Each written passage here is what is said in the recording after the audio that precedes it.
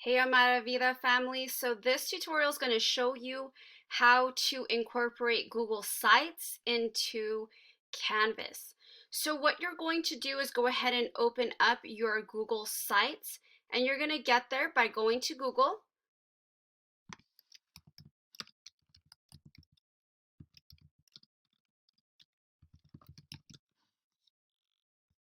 Go ahead and go to the account that you want to open it up in.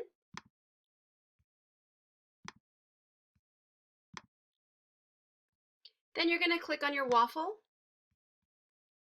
Scroll down until you find Sites.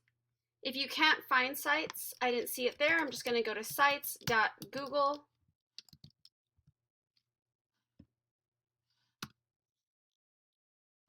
Google.sites.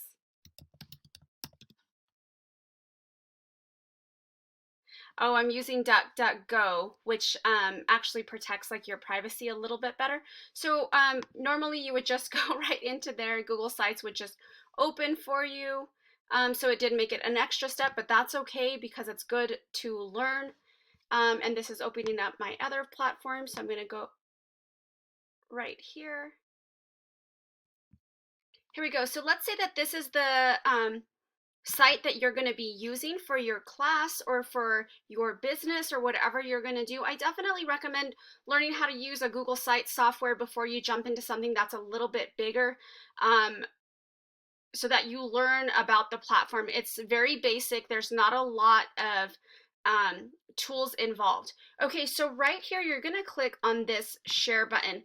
So if you want to share it with the teacher, I highly recommend that you just put in the teacher's email address here and send it. Otherwise, you can send it as a link. So this is a draft, and then this is the published site. So we want to click on this draft. Anyone with the link can open, but this is allowing it only to edit. So this is if you want them to work on it. If you don't want them to work on it and you're actually just trying to turn it in, my biggest recommendation would be to go to this plus sign right here. And then right here, you're going to type in your teacher's email address. Now, if you'd like to publish it and turn it in, so right here, you could see that this link button is not available because it's not dark. So that's because you can't publish a link that's not actually, you can't share a link that's not actually published, that's not live.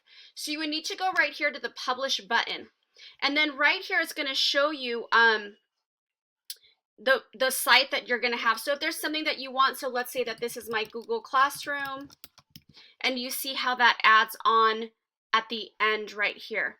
That was a bad example because you can't use that one, but for whatever you need, you can just type it in there, and you can see right here the URL address. It'll be added to that.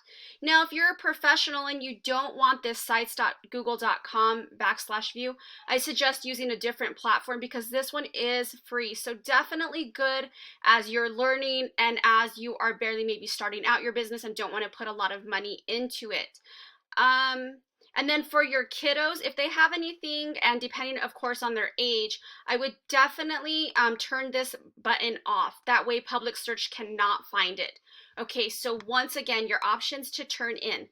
You can click on this button and you can just put in the email. Like, for example, you're just sending it to a teacher or a couple of teachers. If you want your teacher to work on it, right here is where they would have that option. Remember, it stays in the editor mode, and then definitely make sure that that is not on. And then if you decide that you want to publish it, then you're going to click that publish button. You're going to add whatever you want right here, and you could see it adds it right here. Definitely, if you're working with kiddos, click this button to make sure that that public search is off. So then if you want to turn it in to Canvas, you would need that link, which means your student will have to publish first, then get that link, and then turn the link in to Canvas. Otherwise, they can just share it with you. Another quick thing I want to show you is right here, there are 3 dots, And so you can see the version history. So if they mess up, and you can go back and help them collect what was erased.